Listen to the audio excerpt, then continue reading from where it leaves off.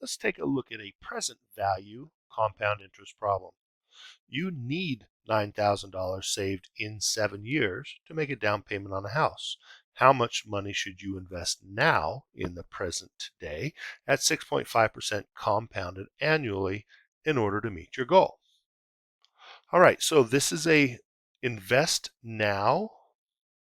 So that's some type of wording for the lump sum. Lump sum meaning you're not going to continually invest this over and over and over, just once.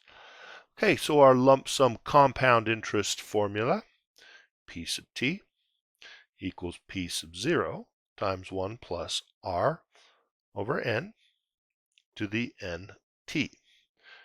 You might need a calculator that requires parentheses around the NT, so if you do, I would add that to your formula. What do we have? You need $9,000. You need that in the future. So that's going to be the value after the time has passed. In 7 years, 7 is going to go in the T spots. Now for our interest rate, we first have to divide by 100.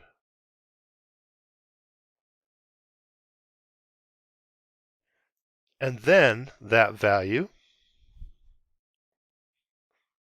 goes in for R. And finally, compounded annually,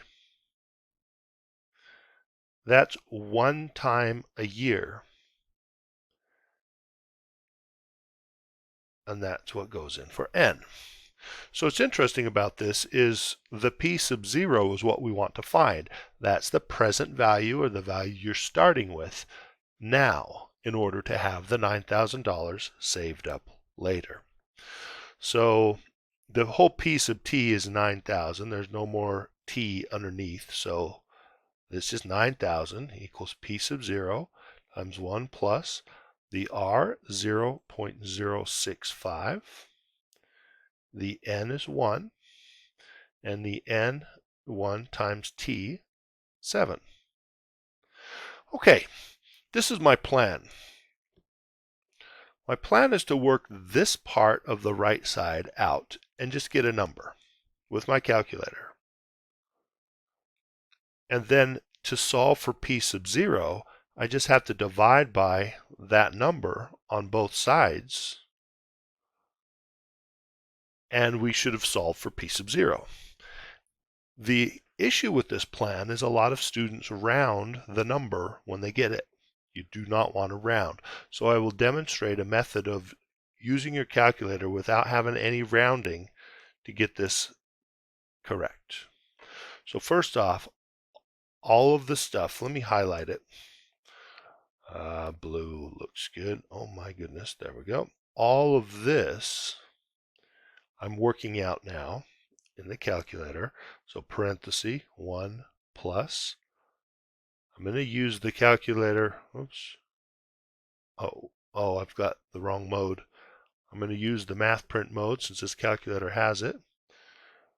Parenthesis 1 plus fraction 0.065 over 1. Parenthesis exponent 1 times 7. Okay, 1.55-ish. You can write down the step like this, but I'm going to use a dot, dot, dot notation for myself so I remember not to round. I'm not using 1.55. I'm using the entire set of decimals, but I don't want to write them all down. So now the next step to solve for P sub 0 is we need to divide by that number on both sides. And here we can utilize the answer button on our calculator, ANS. So we have 9,000 divided by that number.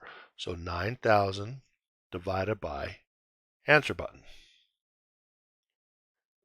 Enter. There we go. You could also do 9,000 divided by and go up and highlight the entire number and hit enter. and it'll pull out the entire number. This is a very nice calculator for avoiding rounding issues and having to retype everything. Now, you might notice that these numbers are not exactly identical. They're extremely close, but the calculator has more of this 1.55 number than it's displaying. So when I divided by answer, it divided by all of what the calculator knew. Whereas if I went up and just pulled up that number with the 11 decimal places or whatever, it was not quite what it knew. So it's off a little bit. So the answer button is still more precise. What we end up with, P sub 0 equals, and now I've lost it, 579.56 rounded up to the nearest penny. Or not rounded up, but rounded to the nearest penny. All right, now it's your turn. Go ahead and pause the video, see if you can get the answer for this one. What you should get is P sub 0, $5,749.09. All right, hope you got it right.